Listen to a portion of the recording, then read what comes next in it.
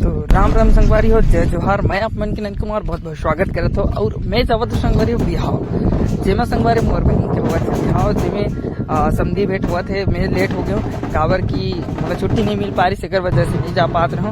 तो बारात के दिन पहुंचे और बारात पर खावत रही मामा मन। और इसी बार हमारे नोनी आ चुके रही से मंडप में, जब बड़वा छुए बर दूल्हा राजा पहुंचिस, वरमाला हुईस और आरती पूजा के साथ वरमाला के साथ पान खवाई चलिस।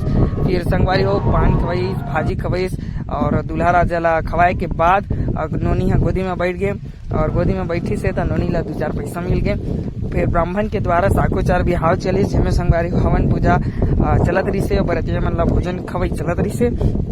और संगवारी हुए इति बार बिहाव के रीति रिवाज पूरा हुआ रही से। भाई हा लाई धरावत रही से, दोना मन में भावर घुमाई चली से। और संगवारी हो बाज गे विदाई की बेरा, तो आखिरी मोड़ पे गिस। और फिर विदाई के बेर सबला तो आप मन जानत कि विदाई कैसे होते हैं। तो वो ब्लॉग पूरा आप मन के बीच बहुत जल्द आने वाला है। तो आप मन मोर यूट्यूब चैनल में जाके नंद कुमार सीजी कुमार ब्लॉग ला लाइक करो, शेयर करो और सब्सक्राइब करो। और ज्यादा से ज्यादा मोर इंस्टाग्राम आईडी में भी जाके देखो।